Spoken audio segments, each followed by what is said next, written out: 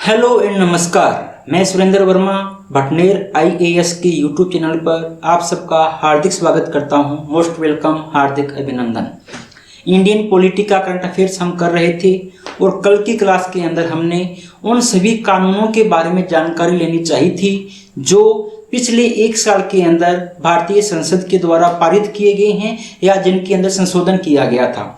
आधे कानून हमने कल कर लिए थे और कुछ बचे हुए कानून हम आज करना चाहेंगे।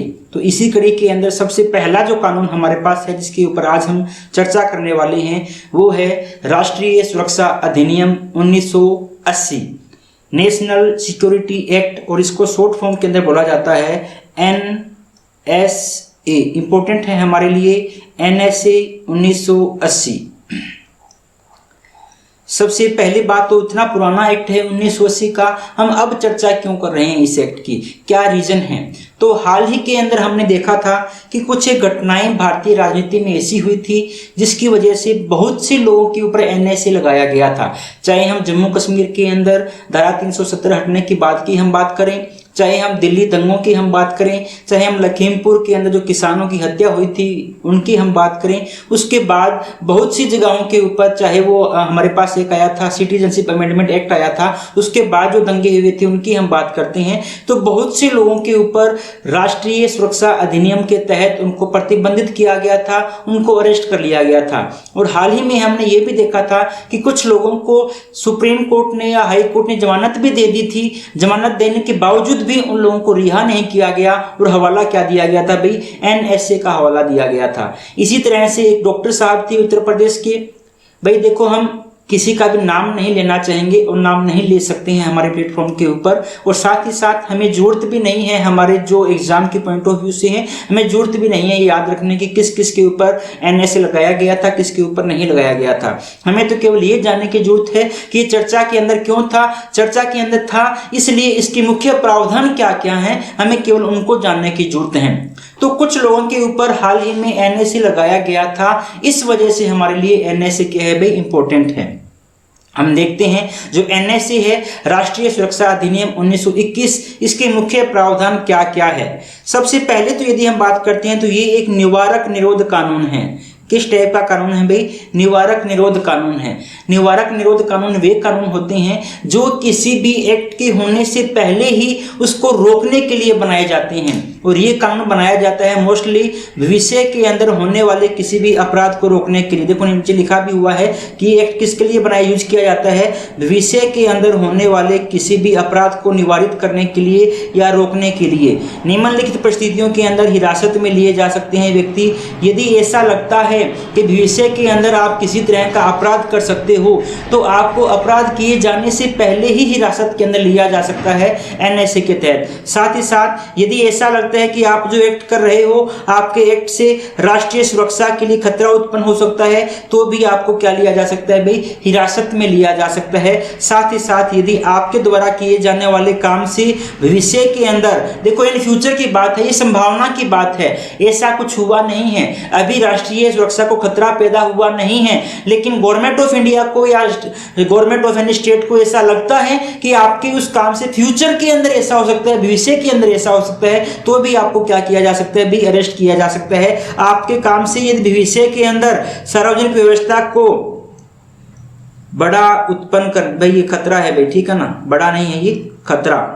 यदि आपके काम की वजह से सार्वजनिक व्यवस्था जो है, लॉ एंड ऑर्डर है, उसको यदि खतरा उत्पन्न होता है तो भी आपको हिरासत में लिया जा सकता है। ये जो हिरासत में लिया जाता है ना, केवल और केवल संदेह के आधार पर लिया जाता है भाई। ये आपके उस काम से खतरा उत्पन्न होगा सुरक्षा को या नहीं होगा किसको पता है। जैसे धारा 370 हटाई गई थी, तो हटाई नहीं गई, सॉरी भाई, निष्क्रिय किए गए थे उसके कुछ प्रावधानों को। जैसे ही धारा 370 के कुछ प्रावधानों को निष्क्रिय किया गया तब क्या किया गया भाई? जम्मू कश्मीर के जितने भी राजनेता थे उन सबको NSA के तहत हिरासत में ले लिया गया, और क्या कहा गया? हमें ऐसा लगता है कि यदि आप ओपन रहोगे, आप बाहर रहोगे, तो आपकी एक्टिविटीज की वजह से जो हमारी राष्ट्रीय सुरक्षा है या जो लॉ एंड ऑर्डर है वो बिगड़ सकता है। केवल संदेह था, बिगड़ता या नहीं बिगड़ता वो तो बात की बात थी। तो केवल मात्र संदेह के आधार पर क्या किया जा सकता है, अरेस्ट किया जा सकता है। क्या लिखा हुआ है कि यह सरकार को किसी भी व्यक्ति को बिना किसी फॉर्मल चार्ज के, किसी भी व्यक्ति के ऊपर चार्ज नहीं है अभी तक, मैंने कहा ना आपके ऊपर आरोप नहीं लगा है, अभी तक आपके ऊपर चार्ज नहीं लगा है, बिना किसी फॉर्मल चार्ज के तथा बिना किसी, क्या लिखा हुआ है भाई, बिना किसी फॉर्मल चार्ज के तथा बिना किसी सुनवाई के, आगे दूसरा पॉइंट लिखा हुआ है, बिना किसी सुनवाई के हिरासत में लेने का अधिकार है। आपको सुनवाई का कोई मौका नहीं दिया जाएगा, आपके ऊपर कोई चार्ज नहीं लगाया गया है, मात्र संदेह के आधार पर आपको क्या लिया जा सकता है भाई, हिरासत के अंदर लिया जा सकता है राष्ट्रीय सुरक्षा अधिनियम 1980 के तहत। अब 1980 के तहत जो है अरेस्ट करने का आदेश कौन देता है, मोस्टली हम जानते हैं अरेस्ट करने के आदेश कौन देते हैं भी, कोर्ट के द्वारा दिए जाते हैं। लेकिन एनएसए के द्वारा, एनएसए के तहत यदि अरेस्ट करना है तो आदेश दिए जाते हैं जिला कलेक्टर के द्वारा या जिला मजिस्ट्रेट के द्वारा। इंपॉर्टेंट है, इसमें कोर्ट की कोई भूमिका नहीं होती है, ये पूरे का पूरा एग्जीक्यूटिव का काम है। और हम सभी जानते हैं जिला मजिस्ट्रेट यदि आदेश देंगे, जिला कलेक्टर यदि आदेश देंगे तो किसके कहने पर आदेश देंगे भाई, सरकारों के कहने पर आदेश देंगे। तो एनएसए का पालन पूर्णतः सरकारों के द्वारा ही किया जाता है। इस अधिनियम के तहत नियमन के खिलाफ भी कार्रवाई की जा सकती है। Very very very important point है भाई। हमने देखा कि आप यदि बाहर हो फिर तो आपको अरेस्ट कर लिया गया, लेकिन यदि आप पहले से ही पुलिस हिरासत के अंदर हो, आप पहले से ही पुलिस हिरासत के अंदर हो, फिर भी आपके ऊपर क्या लगाया जा सकता है भाई, एनएसए लगाया जाता है। उन लोगों के ऊपर भी कार्रवाई की जा सकती है। नंबर एक क्या है जो पहले से ही पुलिस हिरासत के अंदर है। नंबर 2, ये बहुत इंपॉर्टेंट है, जिसे कोर्ट ने जमानत दे दी हो। यदि आपके ऊपर कोई एलिगेशन था, आप पुलिस की हिरासत के अंदर थे और आपने कोर्ट से जमानत ले ली और आपको लगता है कि मैं तो हंसी खुशी अब घर चला जाऊंगा, लेकिन सरकार के पास ये हथियार है, वो आपके ऊपर एनएसए लगा सकती है। और एनएसए लगाने के बाद आपको जमानत मिलने के बावजूद भी रिहा नहीं किया जाएगा। और तीसरा क्या है, ये तो जमानत की बात थी भाई, तीसरी बात और भी खतरनाक है। यदि आपको कोर्ट ने बरी भी कर दिया है ना, तो कोर्ट के द्वारा बरी किए जाने के बावजूद भी आपको हिरासत में रखा जा सकता है। चलो पहली बात, जमानत देने की बात, आप पे आरोप तो है अभी तक, केवल जमानत ही मिली है, टेम्परेरी जमानत मिली है, लेकिन बरी होने का मतलब तो आप पे दोष मुक्ति हो चुकी है। अब आप किसी भी बात के दोषी नहीं रहे हो, आरोपी नहीं रहे हो, फिर भी आपके ऊपर एनएसए लगाया जा सकता है यदि सरकार चाहे। और किस आधार पर लगाया जा सकता है, केवल और केवल किसके आधार पर भाई, संदेह के आधार पर। और संदेह किस चीज का है, इससे लोक व्यवस्था को खतरा पैदा हो सकता है। अभी जो मैंने पहले आपको बताया है, इससे लॉ एंड ऑर्डर को खतरा पैदा हो सकता है, या इससे जो हमारी नेशनल सिक्योरिटी है उसको खतरा पैदा हो सकता है, तो आपको अरेस्ट किया जा सकता है इन सभी बातों के होने के बावजूद भी। लेकिन एक लिमिटेशन भी दी गई है कि यदि आप किसी व्यक्ति को एनएसए के तहत गिरफ्तार करोगे तो मैक्सिमम 12 महीने के लिए गिरफ्तार किया जा सकता है। ये अधिकतम अवधि है भाई, ज्यादा से ज्यादा कितने टाइम के लिए गिरफ्तार किया जा सकता है, 12 महीने के लिए गिरफ्तार किया जा सकता है। लेकिन सरकारें इसका भी तोड़ निकाल लेती है। क्या लिखा हुआ है कि यदि आपको 12 महीने के बाद या इस अवधि के दौरान कोई आपको नया सबूत मिलता है, कोई नवीन सबूत मिलता है, आपको बताना पड़ेगा कि हमें कोई नया सबूत मिला है जिससे और पता चलता है कि ये राष्ट्रीय सुरक्षा के लिए खतरा पैदा हो सकता है। कोई नवीन सबूत मिलता है तो अवधि को 12 महीने से बढ़ाया भी जा सकता है, 12 महीने से बढ़ाया भी जा सकता है। तो एक हिसाब से एनएसए जो है सरकारों को बेलगाम करता है आपकी आजादी को छीनने के लिए। या कुल मिला के मैं कह सकता हूं ये जो आपके है ना आर्टिकल 21 जो है, आर्टिकल 21 की स्पष्ट अवहेलना होती है। जीने का अधिकार, जीने के अधिकार में आपको जीने तो दिया ही नहीं जा रहा, आपको बिना सुनवाई के अरेस्ट कर लिया जाता है, बिना किसी फॉर्मल चार्ज के अरेस्ट कर लिया जाता है। मात्र किसके आधार पर, केवल और केवल संदेह के आधार पर आपको अरेस्ट कर लिया जाता है। अब यदि बात करता हूं संवैधानिक प्रावधान की, तो संवैधानिक प्रावधान हमारे लिए क्या है, क्या संविधान के अंदर भी ऐसा लिखा गया है? यदि मैं आम बात करता हूं तो भारतीय संविधान का अनुच्छेद नंबर 22 क्या कहता है भी, किसी भी व्यक्ति को बिना किसी कारण से या गिरफ्तार नहीं किया जा सकता है। लेकिन वहीं अनुच्छेद नंबर 23 के अंदर कुछ एक बातें ऐसी लिखी गई है जो कहती हैं, 23(3) का बी पॉइंट नंबर जो हमें क्या कहता है, सुरक्षा तथा सार्वजनिक व्यवस्था की स्थापना के हेतु निवारक निरोध कानून बनाए जा सकते हैं। ये जो कानून बनाया गया है ना, ये 23(3) बी के तहत ही बनाया गया है, जिसमें क्या है भाई, हमारी नेशनल सिक्योरिटी या हमारी पब्लिक जो हमारा लॉ एंड ऑर्डर होता है इसको बनाए रखने के लिए निवारक निरोध कानून बनाए जा सकते हैं। इसकी अनुमति भारतीय संविधान देता था और इसी को ध्यान में रखते हुए क्या बनाया गया, एनएसए बनाया गया है। लेकिन भारतीय संविधान के अंदर भाई ये शायद कुछ गलत प्रिंट हुआ है। अनुच्छेद जो है आर्टिकल यहाँ 22 होना चाहिए था, यहाँ 2B होना चाहिए था। आगे लिखा हुआ है अनुच्छेद, इसमें आगे 23वें अनुच्छेद में क्या कहा हुआ है, आगे क्या कहता है ये अनुच्छेद कहता है कि हिरासत में लिए गए व्यक्ति को उच्च न्यायालय के न्यायाधीश की अध्यक्षता वाले सलाहकार बोर्ड के समक्ष अपना प्रतिनिधित्व रखने का अधिकार होगा। जो कॉन्स्टिट्यूशन में लिखा हुआ है ना, संविधान में लिखा हुआ है कि यदि आपको एनएसए के तहत हिरासत में ले लिया गया है तो आपके पास कोर्ट में जाने का अधिकार नहीं है, आप कोर्ट में अपील नहीं कर सकते। लेकिन सरकारों को यह कहा गया है कि आपको एक प्रतिनिधित्व, एक आपको सलाहकार बोर्ड बनाना पड़ेगा। क्या बनाना पड़ेगा भाई? सलाहकार बोर्ड बनाना पड़ेगा। और उस सलाहकार बोर्ड का अध्यक्ष जो है वो अध्यक्ष कौन होना चाहिए? कम से कम हाई कोर्ट का जज रहना चाहिए। कम से कम हाई कोर्ट का जज उस सलाहकार बोर्ड का क्या होता है भाई? अध्यक्ष होता है। और वो सलाहकार बोर्ड यदि आपको परमिशन देता है इसको हिरासत में रखने की तो आप हिरासत में रखा जाएगा। यदि आप उसके सामने अपना प्रस्ताव रखते हो, अपनी बात रखते हो और सलाहकार बोर्ड आपकी बात से सहमत हो जाता है तो आपको उस हिरासत से क्या दी जा सकती है भाई? छुट्टी दी जा सकती है। केवल और केवल सलाहकार बोर्ड के द्वारा, कोर्ट के पास ऐसा राइट नहीं है। साथ ही साथ भारतीय संविधान के आर्टिकल नंबर 32 के तहत एक रिट होती है बंदी प्रत्यक्षीकरण रिट, हैबस कॉर्पस जिसका नाम होता है। तो इसके लिए हैबस कॉर्पस का उपयोग भी किया जा सकता है केवल इस बात के लिए कि हमारा व्यक्ति कहां पर है, केवल इस बात के लिए कि हमारा जो व्यक्ति है कहां पर है। कोर्ट के पास उसको छुड़वाने का अधिकार नहीं है। कोर्ट केवल आपको ये जानकारी दे सकता है, कोर्ट के समक्ष प्रत्यक्ष उसको हाजिर किया जा सकता है कि ये हमारी कस्टडी के अंदर है। इसके अलावा कोर्ट के पास इसमें ज़्यादा अधिकार नहीं होते हैं। तो ये हमारे पास था नेशनल सिक्योरिटी एक्ट, राष्ट्रीय सुरक्षा कानून। इसको ना शॉर्ट फॉर्म में रासुका भी बोला जाता है भाई, राष्ट्रीय सुरक्षा कानून। क्या बोला जाता है? रासुका, राष्ट्रीय सुरक्षा कानून भी इसको बोला जाता है। तो यही है रासुका, आपने सुना होगा, रासुका लगा दी गई। उसके बाद आगे हमारे पास है आईटी रूल्स 2021। 2021 के अंदर आईटी रूल बनाए गए हैं भाई। जब से कोरोना आया है ना उसके बाद आईटी का उपयोग अचानक से बढ़ गया है। हर एक काम हमारे पास कैशलेस होने लगा है या इंटरनेट से होने लगा है, वर्क टू होम होने लगा है। तो इंटरनेट का उपयोग अचानक से बढ़ गया है। जब इंटरनेट का उपयोग बढ़ा तो दो चीज़ों का उपयोग हद से ज़्यादा बढ़ा। लोगों ने दो चीज़ों का उपयोग ज़्यादा से ज़्यादा किया। एक तो जिसका उपयोग किया वो हमारे पास थी सोशल मीडिया। सोशल मीडिया का उपयोग सबसे ज़्यादा किया गया। चाहे हम यूट्यूब की बात करें, व्हाट्सएप की बात करें, ट्विटर की बात करें, टेलीग्राम की बात करें, इनका उपयोग हद से ज़्यादा किया जाने लगा। और साथ ही साथ दूसरा, जब हमारे पास सिनेमा घर बंद थे तो जो बॉलीवुड वाले थे, हॉलीवुड वाले थे या जो फिल्म इंडस्ट्रीज वाले थे उन्होंने अपनी फिल्मों को लॉन्च करने का एक नया तरीका अपना लिया जिसे हम क्या कहते हैं भाई? OTT platform. तो ओटीटी प्लेटफॉर्म के ऊपर वेब सीरीज लॉन्च की जाने लगी, फिल्में लॉन्च की जाने लगी, क्योंकि थिएटर के अंदर तो हम जा नहीं सकते थे, पीवीआर के अंदर तो हम जा नहीं सकते थे। तो इन दो चीज़ों का यूज जब हद से ज़्यादा बढ़ने लगा और इनके अंदर ऊपर जो कंटेंट डाले जा रहे थे उन कंटेंट के बारे में भी हद से ज़्यादा शिकायतें आने लगी। इस तरह की शिकायतें आने लगी कि जो कंटेंट है वो भारत की सुरक्षा को खतरा पैदा कर रहा है, सांप्रदायिक दंगों को बढ़ावा दे रहा है। तब भारतीय सरकार को जरूरत पड़ी आईटी के बारे में नए नियम बनाने की। तो भारतीय सरकार ने, जो गवर्नमेंट ऑफ इंडिया है उसका जो आईटी डिपार्टमेंट है, उसने सोशल मीडिया प्लेटफॉर्म तथा ओटीटी प्लेटफॉर्म को निर्देशित करने के लिए नए रूल बनाए थे 2021 के अंदर। उन्हें ही हमने किसके नाम से जाना भाई? आईटी रूल 2021 के नाम से। आईटी रूल 2021 के मुख्य प्रावधान क्या है? सबसे पहला और मुख्य प्रावधान जो है ये बहुत ज्यादा इंपॉर्टेंट है। सोशल मीडिया के ऊपर हम देखते हैं कि जो फेक न्यूज है वो बहुत ज्यादा फैलती है। फेक न्यूज, झूठी खबर जो है, या मैं हिंदी में बोलूं तो उसको अफवाह बोल देते हैं। अफवाह बहुत ज़्यादा फैलती है और इतनी ज़्यादा अफवाहें फैलने लगी कि जिसका मिसयूज भी होने लगा।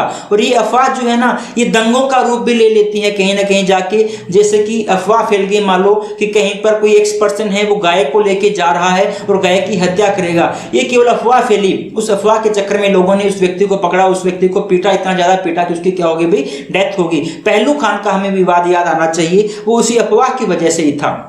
अब अफवाह फैलाने वाला कौन होता है इसका पता ही नहीं चलता कि मैसेज जो पहली बार मैसेज किया था ना, फर्स्ट उसका मैसेज सेंडर था, वो उसका फर्स्ट सोर्स कौन था इसका अब तक पता नहीं चलता था। लेकिन आईटी रूल 2021 के अंदर गवर्नमेंट ऑफ इंडिया ने कह दिया कि जिस भी प्लेटफॉर्म के ऊपर कोई भी फेक न्यूज यदि डाली जाएगी तो उसका फर्स्ट सोर्स क्या है, पहला यूजर कौन है, पहली बार उस न्यूज को किस व्यक्ति ने पोस्ट किया है, हम उस व्यक्ति का भी पता लगा सकते हैं। यदि गवर्नमेंट ऑफ इंडिया चाहेगी तो सोशल मीडिया साइट को बताना पड़ेगा कि वो पहला व्यक्ति कौन था जिसने इस फेक न्यूज को पहुंचाया था। तो मुख्य प्रावधान यही है कि सोशल मीडिया पर पहली बार सूचना प्रसारित करने वाले व्यक्ति की पहचान करने में सक्षम बनाया जाएगा। बहुत ज़्यादा इंपॉर्टेंट है, ये अफवाहों को रोकने में काफ़ी हद तक कामयाब हो सकता है ये स्टेप हमारे लिए, या मैं कह सकता हूं कि अफवाहों की वजह से जो सांप्रदायिक दंगे हो रहे हैं उनको रोकने में ये काफ़ी कारगर स्टेप्स हमारे लिए साबित हो सकता है। और दूसरा हमारे पास है शिकायत निवारण तंत्र की अनिवार्यता। साथ ही साथ सभी सोशल मीडिया अकाउंट को ये कह दिया गया, सभी सोशल मीडिया साइट्स को ये कह दिया गया कि आपके पास एक शिकायत निवारण तंत्र होना ही होना चाहिए, क्योंकि आपको शिकायतें मिलती हैं, टाइम टू टाइम आपको शिकायतें मिलेगी। उन शिकायतों का निवारण करने के लिए आपके पास एक शिकायत निवारण तंत्र होना आवश्यक है। चाहे कोई सी भी सोशल मीडिया साइट है, अब उनके पास ऐसा तंत्र होगा जो आपकी शिकायतों को दूर करेगा। और शिकायत निवारण तंत्र के लिए निम्नलिखित पदों पर आपको भर्तियां करनी पड़ेगी। किस पर? नंबर 1 मुख्य अनुपालन अधिकारी, नंबर 2 नोडल संपर्क अधिकारी, नंबर 3 रेजिडेंट शिकायत अधिकारी और नंबर 4 शिकायत अधिकारी। ये 4 पद हैं। इन 4 पदों के ऊपर इनको क्या करनी पड़ेगी भाई? भर्तियां करनी पड़ेगी। और खास बात ये है कि इन चारों के चारों पदों पर जिन लोगों की भर्ती की जाएगी वो सारे के सारे क्या होने चाहिए भाई? भारत के निवासी होने चाहिए। सारे के सारे कैसे होने चाहिए? भारत के निवासी होने चाहिए। इसके अंदर जो शिकायत अधिकारी का पद जो है ना, ये बहुत ही इंपॉर्टेंट पद है। शिकायत अधिकारी का पद बहुत ही इंपॉर्टेंट पद है। यदि आप किसी भी तरह की कोई कंप्लेन करते हो, आपने कंप्लेंट चाहे ईमेल के माध्यम से की है, चाहे उनको पर्सनल मेल की है, जाके उनको शिकायत की है, किसी भी तरह से यदि आप सोशल मीडिया साइट पर आप अपनी शिकायत करते हो तो शिकायत सबसे पहले किसके पास जाती है भाई? शिकायत अधिकारी के पास जाती है। और ये वो किया गया है, प्रावधान किया गया है कि 24 घंटे के अंदर अंदर शिकायत अधिकारी को आपको कंफर्म करना पड़ेगा, एक्नॉलेज करना पड़ेगा कि हमने आपकी शिकायत सुन ली है। 24 घंटे के अंदर अंदर शिकायत को सुनना पड़ेगा। दूसरा, आपको जैसे ही शिकायत प्राप्त होती है उसके 15 दिन के अंदर अंदर आपको क्या करना पड़ेगा भाई? शिकायत का समाधान करना पड़ेगा। कितने दिन के अंदर अंदर? 15 दिन के अंदर अंदर आपको शिकायत का क्या करना पड़ेगा? समाधान करना पड़ेगा। वेरी वेरी वेरी इंपॉर्टेंट है, यहाँ से क्वेश्चन बन सकता है। शिकायत अधिकारी कितने दिन के अंदर आपकी शिकायत का निवारण करेगा? 15 दिन के अंदर आपकी शिकायत को क्या करेगा भाई? सुनेगा और उसको जजमेंट उसके ऊपर देगा, निर्णय उसके ऊपर देगा। नेक्स्ट पॉइंट हमारे पास है, यदि सोशल मीडिया के किसी भी कंटेंट के ऊपर शिकायत मिलती है, मान लो कोई भी कंटेंट ऐसा है, आगे लिखा भी हुआ है कंटेंट पे शिकायत कैसे मिल सकती है। मान लो कंटेंट कोई ऐसा है जो किसी व्यक्ति की निजता को उजागर करता है, किसी व्यक्ति की प्राइवेसी जो है उसको क्लोज करता है। हमें निजता का अधिकार हमारा जीने के अधिकार के तहत मौलिक अधिकार है, निजता के अधिकार का उल्लंघन नहीं होना चाहिए। लेकिन कोई व्यक्ति सोशल मीडिया के ऊपर ऐसा कंटेंट डाल रहा है जो किसी व्यक्ति के निजता के अधिकार का उल्लंघन कर रहा है, उसकी निजता को उजागर करता है, तो वो क्या कर सकता है? वे कंप्लेन कर सकता है कि ऐसा कंटेंट नहीं डालना चाहिए, इस कंटेंट को हटाओ। या कोई ऐसा कंटेंट है जिस कंटेंट के तहत किसी व्यक्ति को निर्वस्त्र दिखाया गया है या उस व्यक्ति को यौन क्रिया करते हुए दिखाया गया है, तो उस कंटेंट को हटाने के लिए भी शिकायत की जा सकती है। साथ ही साथ यदि किसी व्यक्ति की बदली हुई छवि या छद्म रूप में किसी व्यक्ति को दिखाया गया है कि उसका मुंह चेंज कर दिया गया हो, फोटो अलग हो, या फोटो उसकी मुंह की फोटो किसी दूसरे के साथ करके लगा दी गई हो, ऐसा कुछ कर दिया जाता है। आजकल हम देखते हैं ना, एडिटिंग के माध्यम से बहुत कुछ चेंज कर दिया जाता है फोटो के अंदर। यदि आपकी फोटो को फेक फोटो बना के यदि अपलोड कर दिया गया है, किसी ने आपकी वीडियो को फेक वीडियो बना के अपलोड कर दिया गया है, ऐसा कंटेंट यदि अपलोड किया गया है, तो उसकी भी क्या की जा सकती है? शिकायत अधिकारी के पास शिकायत की जा सकती है। और जो भी आप शिकायत करोगे कंटेंट से संबंधित, तो 24 घंटे के अंदर अंदर, देखिए क्रूशियल पॉइंट है, यदि आपने कंटेंट से संबंधित कोई शिकायत की है तो 24 घंटे के अंदर अंदर उस कंटेंट को उस प्लेटफॉर्म से हटाना होगा। यूट्यूब उस प्लेटफॉर्म से क्या कर देगी? उस कंटेंट को हटा देगी। आप बहुत अच्छे से जानते हो। तो एक दो बहुत अच्छे काम किए गए शिकायत तंत्र के बारे में। पहला, कोई भी शिकायत आप करते हो तो 15 दिन के अंदर अंदर उसका समाधान किया जाएगा। दूसरा, यदि आपकी शिकायत कंटेंट के बारे में है और शिकायत इन जो 3 बातें में लिखी, इन 3 बातों के बारे में है, तो आपको 24 घंटे के अंदर अंदर उस जो कंटेंट है उसको यहां से हटा देना होगा। अब है अनुपालन रिपोर्ट। मैंने बताया था ना, एक अधिकारी हमारे पास होता है मुख्य अनुपालन अधिकारी। तो मुख्य अनुपालन अधिकारी क्या करता है भाई? अनुपालन रिपोर्ट जारी करता है। और अनुपालन रिपोर्ट कैसे जारी की जाएगी भाई? मासिक रूप से हर महीने एक रिपोर्ट जारी की जानी चाहिए हर सोशल मीडिया अकाउंट के द्वारा। और सोशल मीडिया साइट जो है अपनी रिपोर्ट के अंदर 3 बातें बताएगी। पहली बात बताएगी हमें शिकायतें कितनी प्राप्त हुई, दूसरी बात बताएगी कि हमें जो शिकायतें प्राप्त हुई उनके ऊपर हमने क्या क्या कार्यवाही की थी, और तीसरी बात बताएगी कि हमने कौन कौन से कंटेंट हमारी साइट से हटा दिए हैं। इन सब बातों के बारे में बताएगी। तो ये जो गाइडलाइन थी, ये गाइडलाइन तो थी सोशल मीडिया साइट्स के बारे में। लेकिन यदि मैं बात करता हूं ओटीटी प्लेटफॉर्म के बारे में, तो ओटीटी प्लेटफॉर्म के बारे में भी गाइडलाइन जारी की है। ओटीटी प्लेटफॉर्म के बारे में जो कहा है गवर्नमेंट ऑफ इंडिया ने, वो कहा है कि जो भी आप अपने प्लेटफॉर्म के ऊपर सामग्री डालोगे उसका आयु के आधार पे आपको वर्गीकरण करना पड़ेगा। जैसे हम मूवी देखते हैं ना, तो मूवी को जो सर्टिफिकेट मिलता है उसका आयु के आधार पे सर्टिफिकेट क्या किया जाता है भाई? वर्गीकरण किया जाता है। जैसे इन्होंने कहा कि 5 आधारों पे आपको वर्गीकरण करना होगा। पहला आधार है यू को बोला जाता है यूनिवर्सल। यू का मतलब क्या है भाई? यूनिवर्सल। यूनिवर्सल का मतलब है इसको कोई भी देख सकता है, इसको किसी भी व्यक्ति को देखने में कोई भी आपत्ति नहीं है, इसमें कोई भी गलत कंटेंट नहीं है, यूनिवर्सल। दूसरा है UA7+। यू और ए का मतलब होता है कि कुछ लोगों के लिए इसको को प्रतिबंधित किया गया कि वो लोग नहीं देखे। जैसे मैंने क्या लिखा है UA7+, इसका मतलब है जो 7 साल से ज़्यादा के लोग हैं वो तो इस कंटेंट को देख सकते हैं, 7 साल के से कम के जो लोग हैं वो इसको नहीं देखे। तो पहली कैटेगरी होनी चाहिए यू, दूसरी होनी चाहिए UA7+, तीसरी होनी चाहिए UA13+, मतलब इसको केवल 13 साल से ज़्यादा के लोग देखें, उससे कम के लोग नहीं देखें। चौथी होनी चाहिए UA16+, मतलब 16 साल से ज़्यादा के लोग देखें, उससे कम के लोग नहीं देखें। और लास्ट हमारे पास होनी चाहिए ए का मतलब होता है अडल्ट या वयस्क। जो अडल्ट कौन होते हैं भाई? 18 साल से ज़्यादा के लोग होते हैं, केवल वही लोग इस कंटेंट को देखें, इसके अलावा नहीं देखें।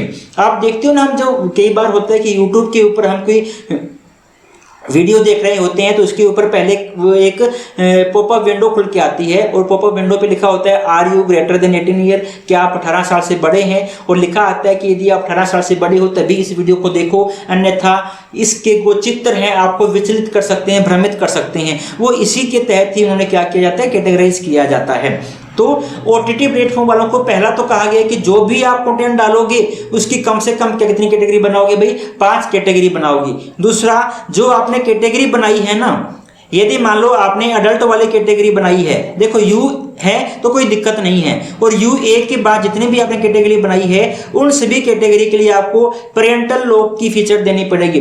पेरेंटल लॉक क्या है भाई? माता पिता के पास ये अधिकार होना चाहिए कि वो उन वीडियो को अपने बच्चों के लिए लॉक कर सके। पेरेंटल लॉक मतलब माता पिता उन बच्चों को लॉक कर सकते हैं। तो जब माता पिता उस लॉक को लगा के बच्चों को देंगे ना, तो बच्चों के पास केवल यूनिवर्सल कैटेगरी वाले जो है वही सामान खुलेगा, दूसरा सामान बच्चों के पास खुलेगा ही नहीं। तो हर ओटीटी प्लेटफॉर्म को अब ये भी करना पड़ेगा कि वो अपने सभी कंटेंट के अंदर क्या देंगे भाई? पेरेंटल लॉक की फीचर देंगे। साथ ही साथ तीसरा क्या है भाई? प्रत्येक कार्यक्रम की शुरुआत के अंदर दर्शक विवरणी प्रस्तुत की जाएगी।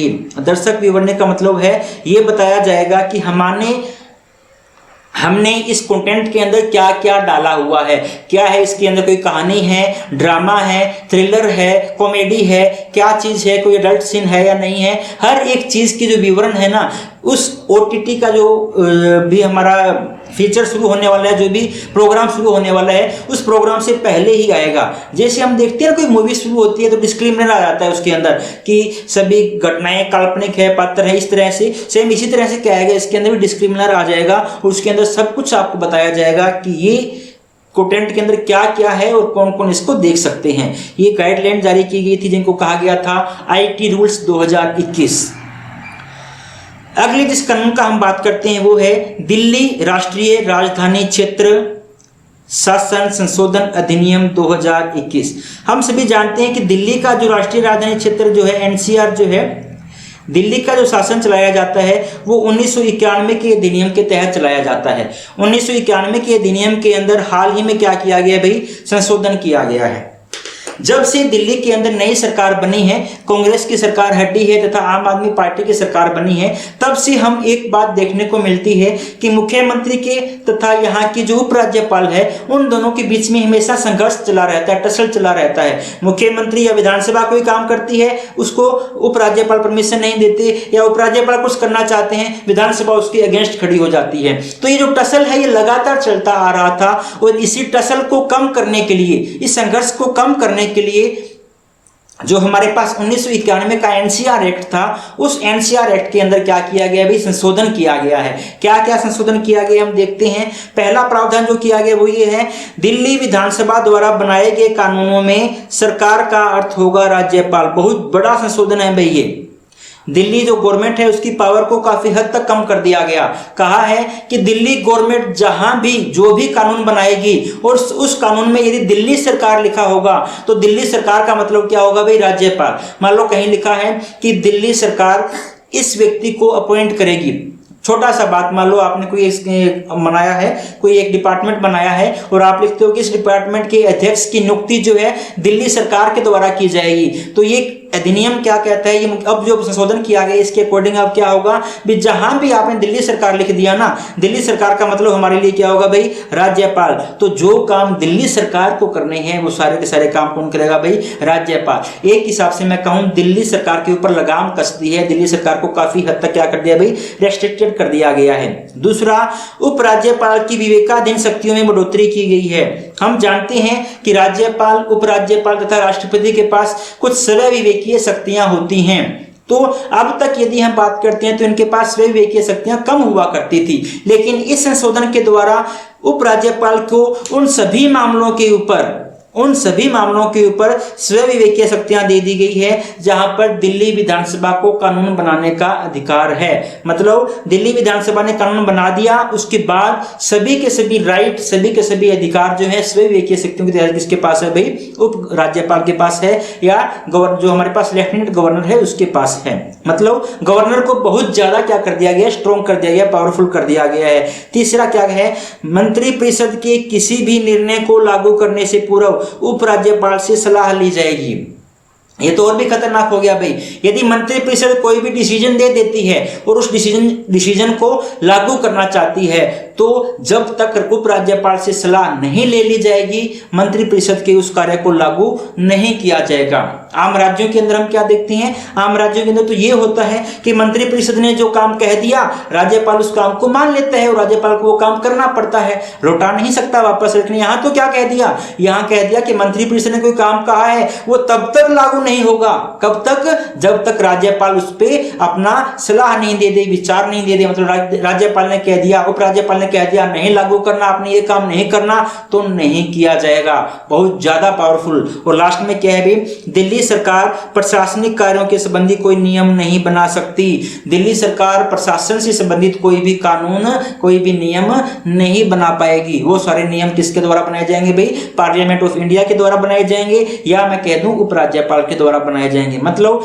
दिल्ली सरकार को बहुत ज्यादा लेस पावरफुल किया गया है। तथा यदि हम बात करते हैं गवर्नर को, लेफ्टिनेंट गवर्नर को, इसको क्या कर दिया गया, बहुत ज्यादा पावरफुल कर दिया गया। मतलब एक हिसाब से कह दूं दिल्ली के अंदर चुनी हुई सरकार नाम मात्र की कार्यपालिका है और उपराज्यपाल को वहां क्या बना दिया गया भाई, वास्तविक कार्यपालिका बना दिया गया। बिल्कुल उल्टा जैसा हमारे आम राज्यों के अंदर होता है। इंपॉर्टेंट है, हाल ही में किया गया संशोधन है, तो यहाँ से हमें क्वेश्चन देखने को मिल सकता है हमारे प्री एग्जाम के अंदर। इंपॉर्टेंट है भाई। मेडिकल टर्मिनेशन ऑफ प्रेगनेंसी अधिनियम 2021, जिसको हम बोलते हैं ना अबॉर्शन। मेडिकली अबॉर्शन यदि किसी व्यक्ति का करवाना होता है, किसी महिला का करवाना होता है, तो जो हमारे पास मेडिकल टर्मिनेशन एक्ट था उसमें थोड़ा सा संशोधन किया गया है। ज्यादा बड़ा संशोधन नहीं किया गया, थोड़ा सा संशोधन। Medical termination of pregnancy act हमारे पास कब से बना हुआ है भाई, 1971 से। वैसे तो यदि बात करता हूं इस अधिनियम के तहत, 1971 का जो अधिनियम है, इसके तहत किसी भी तरह के अबॉर्शन को कानूनन अपराध माना गया है। यहाँ तक कि लिंग जांच को भी कानून, एक PCPNDT एक्ट हमारे पास बना हुआ है, लिंग जांच निर्धारण अधिनियम, उसके तहत हमारे पास लिंग की जांच जो करवाई जाती है ना, वो भी हमारे लिए क्या है भाई, कानूनन अपराध है। उसके लिए भी सजा का प्रावधान किया गया है। इसी तरह से भारतीय दंड संहिता के अंदर भी हमारे पास कानून मिलते हैं, ऐसे सेक्शन मिलते हैं जो गर्भपात को या अबॉर्शन को क्या करते हैं भी कानूनन रूप से अपराध घोषित करते हैं। लेकिन कुछ एक कंडीशंस ऐसी दी गई हैं जिन कंडीशन के तहत हम अबॉर्शन करवा सकते हैं। तो वो कंडीशन ही हमारे पास इस एक्ट के अंदर लिखी गई है। Medical termination of pregnancy, pregnancy का जो लीगल तरीके से टर्मिनेशन है वो कैसे करवाया जा सकता है, किन किन कंडीशन के अंदर करवाया जाता है, वो हमारे पास 1971 के एक्ट में लिखा गया था। और अब उस एक्ट में थोड़ा सा संशोधन किया गया है, कब भाई 2021 के अंदर। मुख्य प्रावधान क्या है, इस एक्ट के सभी प्रावधान अब विवाहित तथा अविवाहित सभी तरह की लड़कियों पर लागू होंगे। यदि पहले की हम बात करते हैं 1971 के अंदर, तो 1971 के जो प्रावधान थे केवल और केवल विवाहित लड़कियों पर लागू होते थे। अब विवाहित पे भी लागू होंगे, अविवाहित के ऊपर भी लागू होंगे। पहला संशोधन तो यही कर दिया गया। दूसरा संशोधन क्या किया गया है भाई, गर्भ निरोधक विधि या चिकित्सीय उपकरण की विफलता। मान लो आपने किसी भी तरह की गर्भ निरोधक विधि जो है उसका आपने यूज किया है, कोई भी बहुत से ऐसे तरीके हैं भी गर्भ निरोधक के, चाहे आपने पिल ली हो, चाहे किसी और तरह का आपने इक्विपमेंट्स का यूज किया हो, चाहे आपने किसी तरह की चिकित्सीय उपकरण इक्विपमेंट का यूज किया हो, और यदि वो क्या हो जाता है विफल हो जाता है। मान लो आपने नसबंदी करवा ली थी, लेकिन आपकी नसबंदी क्या होगी, फेल हो गई। आपने ऑपरेशन करवा लिया था, ऑपरेशन फेल हो गया, उसके बावजूद भी आप क्या हो गए भाई, प्रेग्नेंट हो गए। या आपने कोई गर्भ निरोधक उपाय किया था, वो उपाय क्या हो गया, फेल हो गया। आपने अपनी तरफ से पूरी सिक्योरिटी बरती थी, उसके बावजूद भी क्या हो जाती है, प्रेगनेंसी हो जाती है। तो ये एक्ट क्या कहता है भाई, आप क्या करवा सकते हो, अबॉर्शन करवाया जा सकता है। और अबॉर्शन कब तक करवाया जा सकता है, केवल 20 सप्ताह तक, जब तक आपका भ्रूण जो है, आपकी प्रेगनेंसी है 20 वीक तक की है, 20 सप्ताह तक की है, 20 सप्ताह तक अबॉर्शन करवाया जा सकता है। इस कंडीशन के अंदर यदि क्या हो गया हो भाई, फेलियर हो गया हो, तो केवल 20 सप्ताह तक का जो टाइम है, 20 वीक्स का जो टाइम है, तब तक अबॉर्शन करवाया जा सकता है। लेकिन अबॉर्शन ऐसा नहीं कि बिना किसी की एडवाइस के करवा लिया जाए। एक कंडीशन है कि यदि आपने इस मामले में अबॉर्शन करवाना है तो आपको कम से कम एक रजिस्ट्रीकृत जो हमारे पास डॉक्टर है, जो डॉक्टर अधिनियम हमारे पास बना हुआ है, उसके तहत पंजीकृत डॉक्टर होना चाहिए। कम से कम एक पंजीकृत डॉक्टर की आपको सलाह लेनी पड़ेगी। यदि वो सलाह देता है, पंजीकृत चिकित्सक की राज्य सलाह है भाई, यहाँ पर राज्य लिख दिया गया है, सलाह की आवश्यकता। कम से कम एक पंजीकृत चिकित्सक से आपको सलाह लेनी पड़ेगी। यदि वो सलाह देता है आपको कि आप अबॉर्शन करवा लो, तो ही अबॉर्शन करवाया जाएगा। और कब तक भाई, 20 सप्ताह के अंदर 20 सप्ताह के बाद अबॉर्शन नहीं करवाया जा सकता। पहली कंडीशन तो ये है। दूसरी हमारे पास कंडीशन है कुछ विशेष श्रेणियों के अंदर प्रावधान। कुछ हमारे पास स्पेशल कैटेगरीज बांट दी गई है। यदि ये स्पेशल कैटेगरी है तो ये जो 20 सप्ताह का टाइम था ना, इसमें थोड़ी और छूट दे दी गई है। तो ये विशेष कैटेगरी हमारे पास कौन कौन सी है, पहला तो है दुष्कर्म या अनाचार की पीड़ित महिलाएं। यदि कोई किसी महिला के साथ बलात्कार हो जाता है, रेप हो जाता है, और उस बलात्कार की वजह से महिला क्या हो गई भी, प्रेग्नेंट हो गई, तो वो यदि टर्मिनेशन करवाना चाहती है प्रेगनेंसी का, तो उसको स्पेशल कैटेगरी के अंदर रखा गया है। दूसरा क्या है भाई, दिव्यांग महिलाएं। यदि दिव्यांग महिला है, मतलब कमजोर है, फिजिकली वीक महिला है, दिव्यांग है महिला, यदि वो अबॉर्शन करवाना चाहती है तो उसे भी स्पेशल कैटेगरी में रखा गया है। और तीसरा हमारे पास है नाबालिग लड़कियां। क्या भाई, नाबालिग लड़कियां, ऐसी लड़की जो अभी 18 साल की उम्र उसने प्राप्त नहीं की है और वो अब क्या हो चुकी है भाई, प्रेग्नेंट हो गई है, यदि वो अबॉर्शन करवाना चाहती है तो उनको क्या रखा गया है, विशेष कैटेगरी के अंदर। तो ये तीन विशेष कैटेगरी के बंदे हैं, दुष्कर्म की शिकार महिलाएं, दूसरा दिव्यांग महिलाएं, और तीसरा हमारे पास क्या भाई, नाबालिग लड़कियां। यदि इन्होंने ने अबॉर्शन करवाना है तो इनको छूट दी गई है। उनको क्या छूट दी गई है भाई, 20 महीने से लेके 20 सप्ताह से लेके 24 सप्ताह तक के गर्भ को समाप्त करने की अनुमति। ये 20 से लेके 24 सप्ताह तक के टाइम के अंदर भी, मतलब 24 सप्ताह तक भी ये क्या कर सकती है भाई, अबॉर्शन करवा सकती हैं। लेकिन यदि आप 20 सप्ताह से पहले अबॉर्शन करवाती हैं तो आपको एक डॉक्टर से सलाह लेनी थी। लेकिन 20 से लेके 24 के बीच में यदि आप अबॉर्शन करवाते हैं तो आपको कम से कम 2 रजिस्ट्रीकृत डॉक्टर जो हैं उनकी सलाह आपको लेनी पड़ेगी। कम से कम 2 डॉक्टरों की सलाह लेनी पड़ेगी। ये दोनों डॉक्टर ने आपको कह दिया कि अबॉर्शन करवा लो, तभी अबॉर्शन करवाया जा सकता है, अदरवाइज नहीं करवाया जा सकता। और यदि हम चलते हैं तीसरी कैटेगरी की तरफ, तो एक कैटेगरी हमारे पास और है, वो है भ्रूण से संबंधित गंभीर असमानताओं के मामले में। मान लो अल्ट्रासाउंड करवाया गया और अल्ट्रासाउंड के अंदर पता चलता है कि जो आपके पेट के अंदर बच्चा पल रहा है उसके अंदर कोई बहुत ही ज्यादा डिसऑर्डर्स हैं, असमानताएं हैं, गंभीर असमानताएं हैं, तो उस मामले के अंदर 24 सप्ताह के बाद भी 24 सप्ताह के बाद भी गर्भ को टर्मिनेट करने की या अबॉर्शन करवाने की अनुमति दी जा सकती है। देखो ये स्पेशल कंडीशन है जिसमें 24 सप्ताह के बाद भी आपको परमिशन दी जा रही है, लेकिन इसके लिए कंडीशन क्या है, एक राज्य स्तरीय मेडिकल बोर्ड की सलाह आपको लेनी पड़ेगी। राज्य स्तरीय मेडिकल बोर्ड से आपको क्या लेनी पड़ेगी भाई, सलाह आपको लेनी पड़ेगी। ये राज्य स्तरीय मेडिकल बोर्ड क्या होगा, राज्य स्तरीय मेडिकल बोर्ड के अंदर कम से कम 4 मेंबर होंगे। कौन कौन होंगे, एक हमारे पास होगा गायनोकोलॉजिस्ट, स्त्री रोग विशेषज्ञ, एक हमारे पास होगा बाल रोग विशेषज्ञ, बच्चों का कोई डॉक्टर होगा, एक हमारे पास होगा रेडियोलॉजिस्ट या सोनोलॉजिस्ट, ये डॉक्टर की कैटेगरी है भाई, और एक हमारे पास होगा राज्य सरकार के द्वारा अधिसूचित कोई भी व्यक्ति। तो ये 4 मेंबर होंगे, इन 4 मेंबरों का एक बोर्ड बनाया जाएगा। यदि ये बोर्ड हमें परमिशन दे देता है, ये बोर्ड यदि अनुमति दे देता है, तो 24 सप्ताह के बाद भी प्रेगनेंसी को क्या करवाया जा सकता है भाई, टर्मिनेट करवाया जा सकता है। और इस अधिनियम की खास बात जो है वो क्या है भाई, गर्भ को टर्मिनेट करवाने वाली महिला की पूर्णतः गोपनीयता रखी जाएगी। किसी को भी उस महिला के बारे में नाम, पता, एड्रेस कुछ भी नहीं बताया जाएगा। यदि कानूनन रूप से बाध्य है किसी व्यक्ति को बताना तो उसे ही बताया जाएगा, अदरवाइज किसी भी व्यक्ति को उसका नाम, पता कुछ नहीं बताया जाएगा। ये हमारे पास था मेडिकल टर्मिनेशन ऑफ प्रेगनेंसी संशोधन अधिनियम 2021, जो अबॉर्शन के प्रावधानों में कुछ छूट की प्रावधान करता है। उसके बाद हमारे पास है संपत्ति सती वसूली अधिनियम 2021।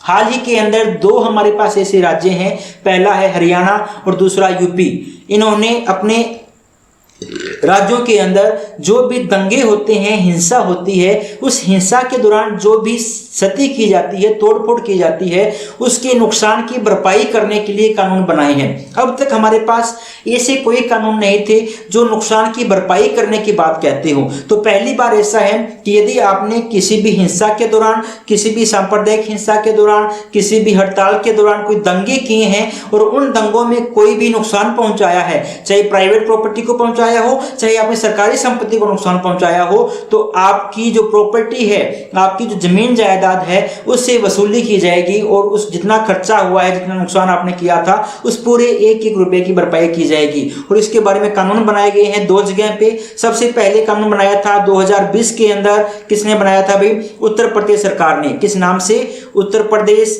लोक एवं निजी संपत्ति वसूली अधिनियम 2020 के नाम से। और हाल ही के अंदर हरियाणा के अंदर बनाया गया है 2021 के अंदर, किस नाम से, हरियाणा लोक व्यवस्था में विघन के दौरान संपत्ति सती वसूली अधिनियम 2021। दोनों ही राज्यों के अंदर जो कानून बनाए गए हैं उनके मुख्य प्रावधान लगभग सेम हैं। तो दोनों के अंदर प्रावधान क्या क्या है उनकी हम चर्चा कर लेते हैं। सबसे पहले किए गए नुकसान की वसूली का प्रावधान, मैंने जो अभी आपको बताया है कि यदि किसी भीड़ ने किसी भी तरह का कोई नुकसान किया है तो उसकी क्या की जाएगी भाई, तुरंत वसूली करवाई जाएगी, उन्हीं से ही करवाई जाएगी। दूसरा, पीड़ित को मुआवजा देने का प्रावधान। यदि मान लो आपने पीड़ित को किसी भी तरह की शारीरिक क्षति पहुंचाई है तो उसको मुआवजा भी दिलवाया जाएगा उन लोगों के द्वारा जिन्होंने शारीरिक क्षति पहुंचाई थी। और तीसरा प्रावधान जो है ना, ये बहुत ही ज्यादा इंपॉर्टेंट है, बहुत ही ज्यादा इंपॉर्टेंट है और यहाँ से क्वेश्चन बनने के चांसेस बनते हैं। क्या लिखा गया भी, जो वसूली करवाई जाएगी उन लोगों से तो करवाई जाएगी ही जाएगी जो हिंसा के अंदर शामिल थे, उन लोगों के साथ साथ उन लोगों से भी करवाई जाएगी जो हिंसा का क्या कर रहे थे भाई, नेतृत्व कर रहे थे, या जो क्या कर रहे थे भाई, योजना निर्माता थे, जिन्होंने क्रिमिनल कॉन्स्पिरेसी की। भारतीय संविधान के अंदर आर्टिकल है 120A 120B जो कहता है क्रिमिनल कॉन्स्पिरेसी, आपने योजना बनाई है, प्लानिंग बनाई है। होता क्या है, मोस्टली क्या होता है, योजना बनाने वाले लोग कोई और होते हैं, आपको मोटिवेट करने वाले लोग और होते हैं, नेतृत्व करने वाले लोग और होते हैं, और जो हिंसा कर जाते हैं वो भोले भाले लोग होते हैं जो उनकी बातों के अंदर आ जाते हैं। तो जो बातों के अंदर आते हैं, जो हिंसा करते हैं, वो प्रत्यक्ष रूप में सामने होते हैं, इसलिए वो कानून की नजर में आ जाते हैं और फंस जाते हैं बेचारे। और जिन्होंने योजना बनाई थी, जिन्होंने मोटिवेट किया था, जिन्होंने दुष्प्रेरित किया था या जिन्होंने उकसाया था, वो लोग बच के निकल जाते हैं कानून की गलियों से। लेकिन इस नियम में क्या कहा गया है कि जिन्होंने हिंसा की है ना, उनके ऊपर तो एक्शन लिया ही लिया जाएगा, उनसे तो वसूली करवाई जाएगी, साथ ही साथ उन लोगों से भी वसूली करवाई जाएगी जिन लोगों ने नेतृत्व किया था या जिन लोगों ने प्लानिंग बनाई थी। Very very very important. और ये मैं कह सकता हूं कि इस अधिनियम की जान जो है ना, वो यही पॉइंट है। तीसरा, कि आपको जो कितनी आपसे वसूली करवाई जाएगी, कितना नुकसान हुआ है, इसकी पता किसके द्वारा लगाया जाएगा। तो इसका पता लगवाने के लिए एक ट्रिब्यूनल की स्थापना की जाएगी जिसका नाम रखा जाएगा क्लेम ट्रिब्यूनल, जिसके अंदर आपकी जो संपत्ति की क्षति हुई है, हानि हुई है, जो नुकसान हुआ है, उसका क्या किया जाएगा भाई, आकलन किया जाएगा। साथ ही साथ इसमें यह भी प्रावधान किया गया है, संपत्ति का आकलन करो, उन लोगों को वसूली के लिए कहो, और जो यदि वो लोग वसूली नहीं, वो लोग आपके द्वारा कही की जो बात है, जितना रुपया आपने उनके ऊपर फाइन लगाया है, वो नहीं भरते हैं, तो आरोपित व्यक्ति की संपत्ति को भी कुर्क किया जा सकता है और उसके बैंक खाते को भी कुर्क करने का प्रावधान है। ये भी इंपॉर्टेंट है कि यदि आप ढंग से दे दोगे तो ठीक है, यदि आपने ढंग से नहीं लिया तो आपकी प्रॉपर्टी को, आपके बैंक खाते को सीज कर दिया जाएगा और वहां से वसूली अपने आप कर ली जाएगी।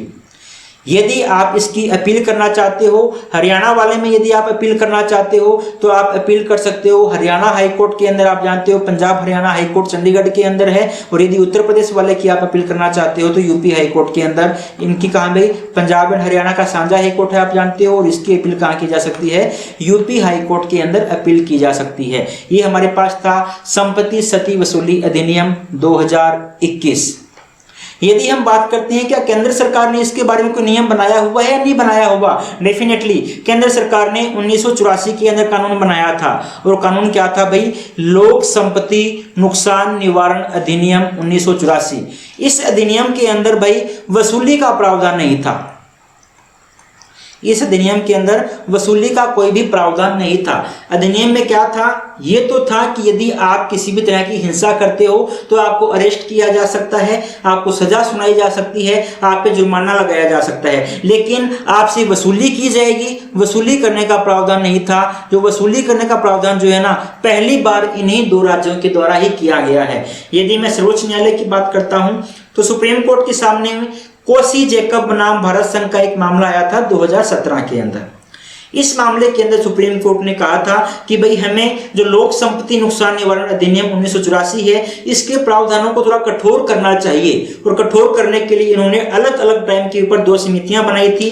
पहली समिति थी जे थॉमस समिति, ये सुप्रीम कोर्ट के न्यायाधीश हुआ करते थे भाई, इनकी अध्यक्षता में बनाई थी, जिनका नाम था थॉमस समिति। और दूसरी फली नरीमन समिति, ये जो नरीमन है, फली नरीमन जो है, ये सुप्रीम कोर्ट के अंदर एडवोकेट है, सीनियर एडवोकेट है सुप्रीम कोर्ट के अंदर, तो इनकी अध्यक्षता के अंदर समितियां बनाई थी। और इन दोनों ही समितियों ने अलग अलग टाइम के अंदर सिफारिश तो बहुत ज्यादा की थी, लेकिन इस बात की भी सिफारिश की थी कि सजा देने के साथ साथ आप उनसे वसूली भी करवाओ, ताकि उनको, यदि इस बात का डर रहेगा ना, देखो एक तो होता है आदमी को होता है चलो 2 महीने अंदर रह के आएंगे, रह लेंगे, दूसरा यदि उसको इस बात का डर होगा अंदर तो रहना ही पड़ेगा, साथ ही साथ मेरी जमीन जायदाद जो है, मेरा बैंक खाता है, वो भी सीज कर दिया जाएगा, उसको कुर्क कर दिया जाएगा और वहां से वसूली की जाएगी, तो उसको और ज्यादा डर होगा, और ज्यादा भय होगा। जितना ज्यादा डर होगा उतने ही ज्यादा अपराध क्या होंगे भाई, कम होंगे। तो अपराध में कमी लाने के लिए ऐसा करना जरूरी था, और 2 राज्यों ने ऐसा कर भी दिया है। हो सकता है आगे आने वाले टाइम के अंदर हम कुछ और राज्यों के अंदर ऐसा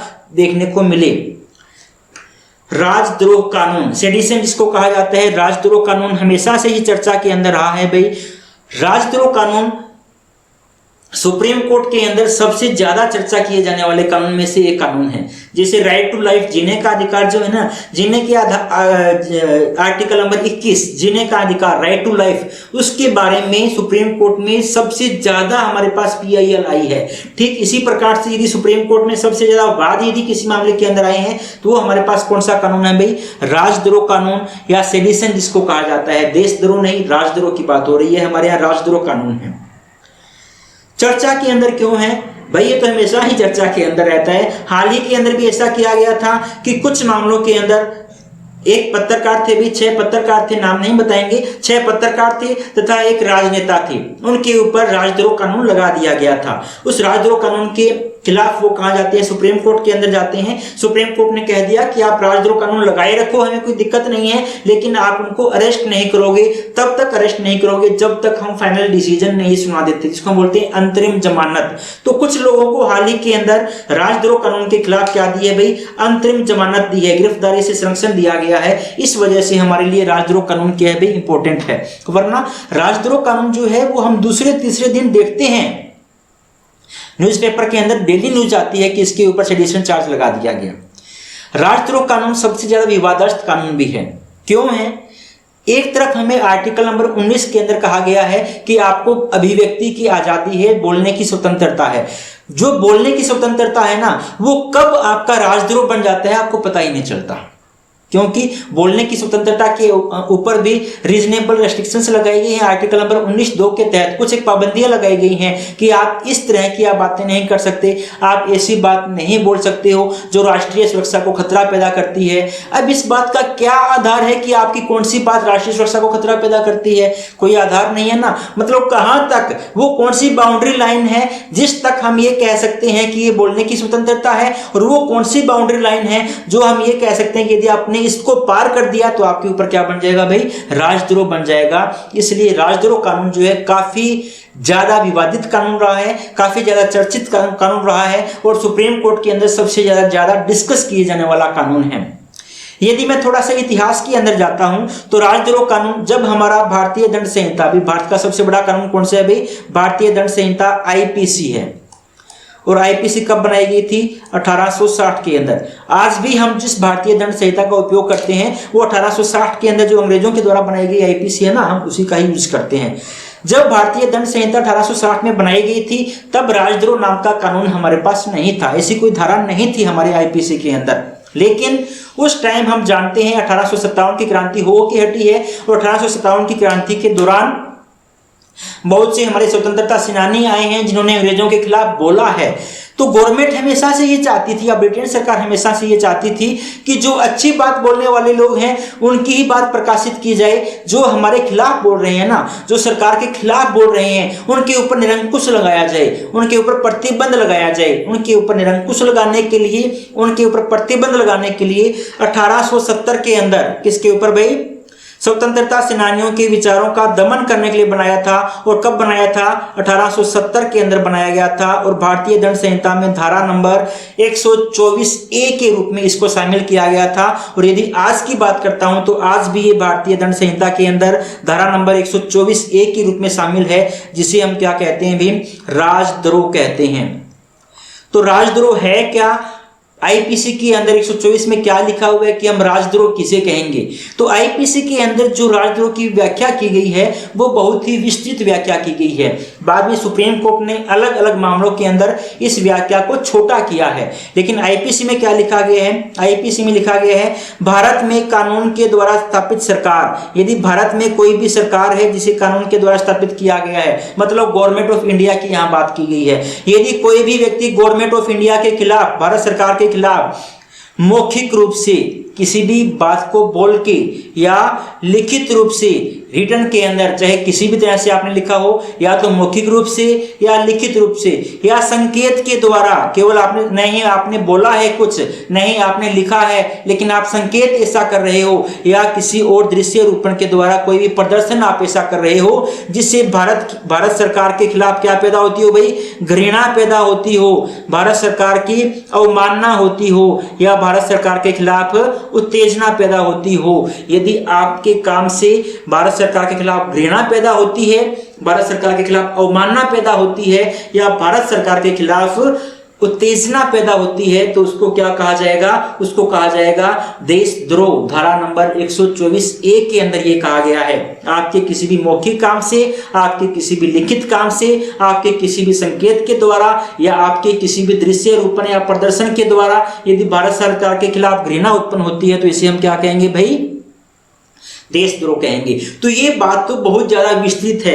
अब कौन सी बात से घृणा उत्पन्न होती है क्या पता गवर्नमेंट कह देगी कि आपकी हर बात से घृणा उत्पन्न होती है। आपने कहा गवर्नमेंट अच्छा काम नहीं कर रही तो गवर्नमेंट ने कह दिया ये तो आप हमारे खिलाफ घृणा उत्पन्न कर रहे हो। तो कौन सी बात से घृणा उत्पन्न होती है, कौन सी बात से घृणा उत्पन्न नहीं होती है, ये हमारी आईपीसी के अंदर स्पष्ट नहीं किया गया था। इसीलिए सुप्रीम कोर्ट के अंदर ये बहुत ही ज्यादा विवादित रहा। इसलिए हमें पता नहीं चलता था कि बोलने की आजादी हमें कहां तक है और कहां वो बाउंड्री लाइन है जिसको क्रॉस करते ही हमारे ऊपर क्या बन जाएगा भाई? राजद्रोह बन जाएगा। इसलिए सुप्रीम कोर्ट ने अलग अलग टाइम पे बहुत से डिसीजन दिए हैं। सुप्रीम कोर्ट ने 4 डिसीजन इंपॉर्टेंट है। पहला डिसीजन है ब्रिजभूषण बनाम दिल्ली राज्य 1956 का डिसीजन है। दूसरा है रोमेश थापर बनाम मद्रास राज्य, केदारनाथ बनाम बिहार राज्य तथा बलवंत सिंह बनाम पंजाब राज्य। ये 4 हमारे पास इससे मुख्य डिसीजन है। वैसे तो हजारों डिसीजन दे चुका है सुप्रीम कोर्ट इसके बारे में, लेकिन ये 4 मुख्य डिसीजन हैं जो हमें बताते हैं कि राजद्रोह के बारे में सुप्रीम कोर्ट ने क्या चेंज किया है 124A की परिभाषा के अंदर। तो सुप्रीम कोर्ट ने क्या किया है भाई, इन चारों ही डिसीजन के अंदर जो काम किया है वो सुप्रीम कोर्ट ने ये काम किया है कि जो देशद्रोह की परिभाषा है ना उसको सीमित कर दिया है, काफी हद तक लिमिटेड कर दिया गया है सुप्रीम कोर्ट के द्वारा देशद्रोह की परिभाषा को। और क्या लिमिट किया गया है, 3 बातें लिखी गई है कि देशद्रोह जो है अब केवल इन्हीं 3 ही मामलों के अंदर लगाया जा सकता है, इनसे बाहर के मामलों के अंदर देशद्रोह नहीं लगाया जा सकता। पहला जो मामला हमारे पास है, अव्यवस्था पैदा करने का इरादा हो। आप कोई अपना भाषण दे रहे हो या कोई संकेत या प्रदर्शन कर रहे हो और उस प्रदर्शन से आपका जो मोटिव है, आपका जो इरादा है वो क्या है भाई, अव्यवस्था पैदा करने का है, कानून व्यवस्था को भंग करने का यदि आपका इरादा है तो आपके ऊपर क्या लग सकता है भाई, देशद्रोह का चार्ज लगाया जा सकता है। दूसरा है कि आपका इरादा क्या है भाई, कानून तथा व्यवस्था में गड़बड़ी पैदा करने का। ये दोनों लगभग एक जैसी मामले हैं कि आपका जो इरादा है वो क्या है भाई, आप कानून के अंदर गड़बड़ी पैदा करो या आप जो लोक व्यवस्था बनी हुई है उसके अंदर किसी भी तरह की गड़बड़ी पैदा करो। यदि आपका ऐसा इरादा है तो आपके ऊपर राजद्रोह लगाया जा सकता है। और तीसरा, यदि आप जो भाषण दे रहे हो और आपके भाषण से हिंसा के उकसाने की गतिविधियां हो सकती है, हिंसा प्रज्वलित हो सकती है, सांप्रदायिक दंगे हो सकते हैं किसी भी तरह से, तो भी आपके ऊपर क्या लगाया जा सकता है भाई, देशद्रोह का कानून लगाया जा सकता है।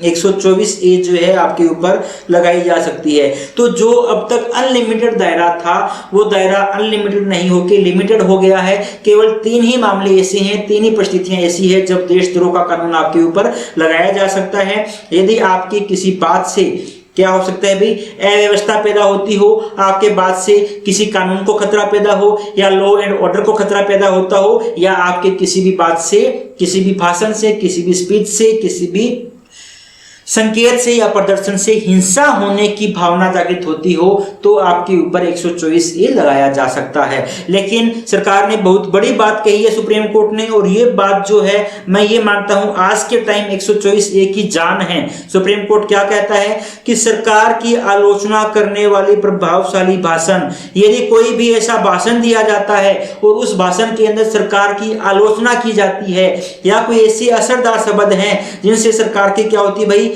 आलोचना होती है, तो सरकार की आलोचना को, criticism of the government of India को राजद्रोह नहीं माना जाएगा। ये इंपॉर्टेंट है।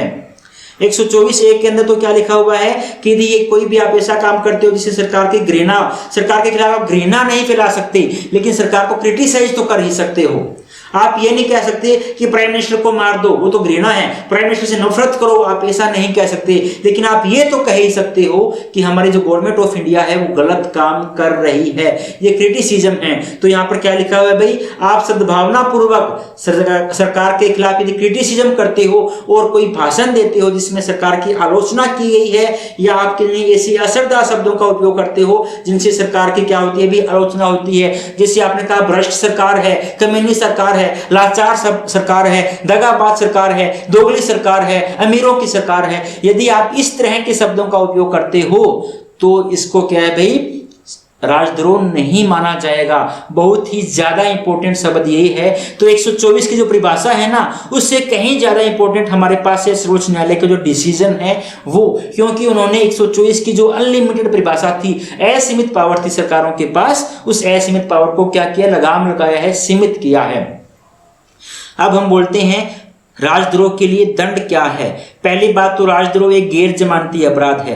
गैर जमानती अपराध का मतलब है ऐसा अपराध जिसके अंदर जमानत आपका अधिकार नहीं है। एक तो होता है कि जमानत आपका अधिकार है, आप अधिकार स्वरूप जमानत की मांग कर सकते हो और कोर्ट आपको जमानत देगा ही देगा। दूसरा होता है जमानत आपका अधिकार नहीं है, आप कोर्ट से जमानत मांग तो सकते हो लेकिन जमानत देना या जमानत नहीं देना ये कोर्ट के विवेक के ऊपर काम करता है। कोर्ट चाहे तो आपको जमानत दे सकता है, चाहे तो जमानत नहीं दे, उसे हम कहते हैं गैर जमानती अपराध। तो राजद्रोह यदि आपके ऊपर लगाया गया है तो ये कौन सा अपराध है भाई, गैर जमानती अपराध है। दूसरा, राजद्रोह के तहत यदि सजा मिलती है तो 3 साल से लेकर कम से कम 3 साल की सजा है, और ज्यादा ज्यादा से ज्यादा कितनी सजा मिल सकती है भाई? उम्र कैद की सजा, आजीवन कारावास तक की सजा का प्रावधान किया जा सकता है। और आगे जो प्रोविजन किए गए हैं इंपॉर्टेंट प्रोविजन है, जिसके ऊपर राजद्रोह का आरोप लगाया गया है उसे सरकारी नौकरी से वंचित रखा जा सकता है, जिसके ऊपर राजद्रोह का आरोप लगाया गया है उसके पासपोर्ट को जब्त किया जा सकता है, और जिसके ऊपर राजद्रोह का आरोप लगाया गया है यदि जरूरत पड़ती है तो उसको कभी भी कोर्ट के अंदर बुलाया जा सकता है। सरकारी नौकरी से वंचित किया जा सकता है, पासपोर्ट जब्त किया जा सकता है, और आरोपित को आवश्यकता पड़ने पर कोर्ट में बुलाया जा सकता है, कोर्ट में पेश होना पड़ सकता है। ये सब हमारे पास था राजद्रोह कानून के बारे में। अब हमारे पास एक और कानून आता है जो उत्तर प्रदेश सरकार ने हाल ही के अंदर बनाया है, विधि विरुद्ध धर्म संपरिवर्तन प्रतिषेध अध्यादेश 2020। आजकल एक नया सिस्टम चल पड़ा है भाई, जिसको कहते हैं लव जिहाद। लव जिहाद क्या है? पहले लड़का लड़की क्या करते हैं भाई? प्रेम करते हैं, और उसके बाद वो शादी जब करना चाहते हैं तब एक दूसरे के द्वारा कंडीशन रख दी जाती है, यदि आप अपना धर्म परिवर्तन करोगे तभी हम आपसे शादी करेंगे, अदरवाइज शादी नहीं करेंगे। तो लव जिहाद एक हिसाब से क्या है? आपसे शादी करने के लिए जबरदस्ती धर्म का परिवर्तन करवाना। तो हाल ही की कुछ यदि हम 4-5 सालों के अंदर देखें तो लव जिहाद के मामले काफी ज्यादा बढ़ रहे थे, काफी ज्यादा ऐसे मामले प्रकाश के अंदर आ रहे थे। इसलिए उत्तर प्रदेश की जो हमारे पास गवर्नमेंट है, करंट गवर्नमेंट उत्तर प्रदेश की है, उस गवर्नमेंट ने क्या किया? जबरदस्ती जो धर्म परिवर्तन किया जाता है, देखो विधि विरुद्ध, साधारण धर्म परिवर्तन की बात नहीं है। यदि आप अपनी इच्छा से स्वैच्छिक धर्म परिवर्तन करते हो तो ये कानून आपके ऊपर लागू नहीं होगा। लेकिन क्या कहा गया है? यदि विधि विरुद्ध धर्म परिवर्तन किया जाता है, आपसे जबरदस्ती धर्म परिवर्तन करवाया जा रहा है, तो आपके ऊपर कौन सा कानून लागू होगा भाई? उत्तर प्रदेश सरकार का। केवल उत्तर प्रदेश के लिए बनाया गया है और कहीं अभी तक ये नहीं बनाया गया है। 1-2 राज्यों ने इसका प्रस्ताव जरूर लाया है, वहां पे पारित नहीं हुआ है। मुख्य प्रावधान की यदि बात करता हूं तो क्या कहा है भाई? विवाह के लिए धर्मांतरण को गैर जमानती अपराध घोषित किया गया है। ध्यान से देखो, यदि केवल धर्म का परिवर्तन इसलिए करवाया जा रहा है कि विवाह किया जा सके, तो विवाह के लिए यदि आप धर्म का परिवर्तन करते हो तो ये एक अपराध बनाया गया है। और कौन सा अपराध बनाया गया भाई? गैर जमानती अपराध। मैंने अभी बताया, गैर जमानती अपराध वो अपराध होते हैं जिनके अंदर आपको जमानत मिलेगी या जमानत नहीं मिलेगी, डिपेंड करता है किसके ऊपर भाई? कोर्ट के ऊपर। आपका अधिकार नहीं है कि आपको जमानत मिले ही मिले। दूसरा, महिला द्वारा यदि केवल विवाह के उद्देश्य से धर्म परिवर्तन किया गया है तो ऐसा विवाह क्या होगा भाई? शून्य होगा। इंपॉर्टेंट पॉइंट है। यदि किसी महिला ने, पुरुष की बात नहीं है, यदि किसी महिला ने अपना धर्म चेंज किया है, वो धर्म चेंज केवल इसलिए किया है कि वो विवाह कर सके, और उसने धर्म चेंज करने के बाद विवाह कर भी लिया है, तो ऐसे विवाह को कानूनी रूप से मान्यता नहीं दी जाएगी। ऐसा विवाह क्या होगा भाई? शून्य विवाह होगा। शून्य का मतलब होता है जिसकी कानूनी वैधता 0 हो, जिसकी कानूनी वैधता कुछ भी नहीं हो, कानूनी रूप से वो 0 हमारे पास होता है, तो उसको हम बोलते हैं शून्य विवाह। तो ऐसा विवाह यदि धर्म परिवर्तन करके किसी लड़की ने किया है तो विवाह क्या कहलाएगा भाई? शून्य विवाह होगा। और तीसरा है, धर्म परिवर्तन यदि आप करना चाहते हो, नॉर्मली भी यदि आप धर्म परिवर्तन करना चाहते हो तो आपको कम से कम 2 माह पहले, ध्यान से देखना भाई, कम से कम 2 माह पहले जिला मजिस्ट्रेट को एक नोटिस देना पड़ेगा, जिला मजिस्ट्रेट को सूचित करना पड़ेगा कि मैं अभी इस धर्म के अंदर हूं और अब इस धर्म के अंदर जाना चाहता हूं या जाना चाहती हूं। यदि आपने 2 महीने पहले नोटिस दिया है तभी आप अपना क्या कर सकते हो भी? धर्म परिवर्तन कर सकते हो। अर्थात ये पॉइंट इसलिए जोड़ा गया है कि आपने आज धर्म परिवर्तन किया, कल आपने शादी की, मतलब शादी के लिए धर्म परिवर्तन नहीं करो, तो कम से कम 2 महीने पहले आपको नोटिस देना पड़ेगा, उसके बाद आप क्या कर सकते हो भाई? धर्म का परिवर्तन कर सकते हो। ये हमारे पास है उत्तर प्रदेश का कानून, ये मुख्य प्रावधान है। अब इसके अंदर क्या भी सजा का प्रावधान भी रखा गया है। यदि आपने इस धर्म परिवर्तन का पालन नहीं किया, इस कानून का पालन नहीं किया, यदि आपने विवाह के लिए धर्म परिवर्तन किया तो आपको सजा हो सकती है। कम से कम 1 साल की सजा हो सकती है, ज्यादा से ज्यादा 5 साल की सजा हो सकती है, और आपकी जुर्माना भी लगाया जा सकता है। कितना भाई? 15,000 रुपए का जुर्माना। सजा आपको याद रखने की जरूरत नहीं है, आपके एग्जाम के अंदर सजा नहीं पूछी जाएगी। लेकिन सपोज करो यदि आपका ऐसे राइटिंग का पेपर है, कौन सा पेपर भाई? ऐसे राइटिंग का पेपर है, और उसके अंदर हमारे पास पेपर ऑप्शन आ जाता है, जो क्वेश्चन आ जाता है वो आता है धर्मनिरपेक्षता। या आज के परिप्रेक्ष्य में, वर्तमान परिप्रेक्ष्य में धर्मनिरपेक्षता, ठीक है, यदि ऐसा क्वेश्चन आता है तो वहां पर आप इस पॉइंट को यूज कर सकते हो। वहां पर यदि आपने सजा भी लिखी, देखो बाकी सारी बातें जो कॉमन बातें हैं वो तो हर कोई लिखेगा, लेकिन यदि आपने ये जो एक्स्ट्रा बातें हैं ना, यदि आपने ये बातें लिखी तो आपका जो वैसे है दूसरों से एक कदम ज्यादा हो जाएगा। जैसे अभी हमने मेडिकल टर्मिनेसी वाला एक्ट पढ़ा, यदि मान लो कहीं पर आता है कन्या भ्रूण हत्या के बारे में कोई ऐसे आता है आपसे, फीमेल फोर्टिसाइड के बारे में ऐसे आता है, तो वहां पर आप इस अधिनियम का यदि जिक्र कर देते हो तो एक तो आपको 4 लाइनें लिखने को मिल जाएगी, अच्छी लाइनें लिखने को मिल जाएगी, फैक्ट की लाइनें लिखने को मिल जाएगी, करंट की लाइनें लिखने को मिलेगी, साथ ही साथ ये आपको बूस्ट अप कर देगा, आपके नंबर को 5-7 नंबर आपके बढ़ सकते हैं इन्हीं लाइनों से। तो जो जो बातें आपकी ऐसे राइटिंग में काम आ सकती है ना, उनको आप एक डायरी के अंदर लिखते जाओ, ताकि एग्जाम के टाइम में यदि आप वो डायरी ही पढ़ के चले गए और आपने 50 ऐसी बातें लिखी थी जो 50 पॉइंटों में आपके काम आ सकती थी, तो डेफिनेटली ऐसी राइटिंग में आपके लिए बहुत ज्यादा फायदा हो सकता है।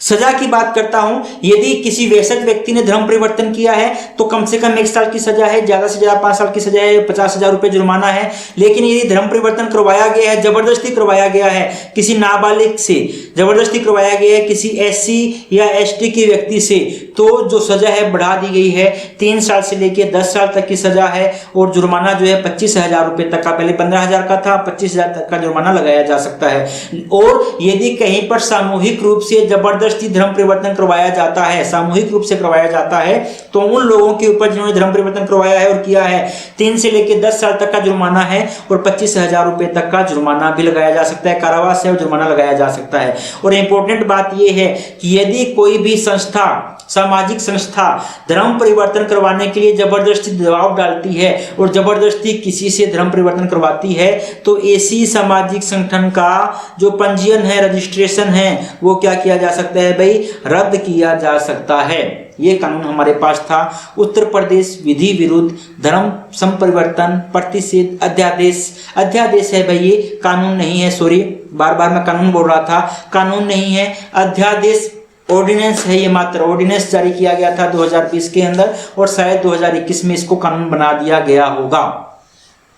तो ये हमारे पास थे वो सभी कानून जो 2021 के जो टाइम पीरियड था उसके अंदर या तो संशोधित किए गए या नए लाए गए। अब हमारे पास बचते हैं केवल वो कानून जो 2022 के जनवरी से लेके अगस्त तक के लिए लाए थे, उनके लिए हम एक नई क्लास लेके आएंगे। अब तक के लिए इतना काफ़ी है आज की क्लास के अंदर। यदि आपको हमारे द्वारा पढ़ाया गया पसंद आ रहा हो तो इस वीडियो को लाइक करना, हमारे चैनल को सब्सक्राइब करना तथा वीडियो को उन दोस्तों के साथ भी शेयर करना जो इंडियन पॉलिटी के लिए या हिंदी मीडियम के अंदर IAS की तैयारी के लिए किसी चैनल को ढूंढ रहे हैं। तो आप बटनेर IAS का हमारा चैनल है, इसको आप सब्सक्राइब कर सकते हैं, उन दोस्तों के साथ शेयर कर सकते हैं। मिलते हैं कल एक नई वीडियो के साथ, तब तक के लिए धन्यवाद।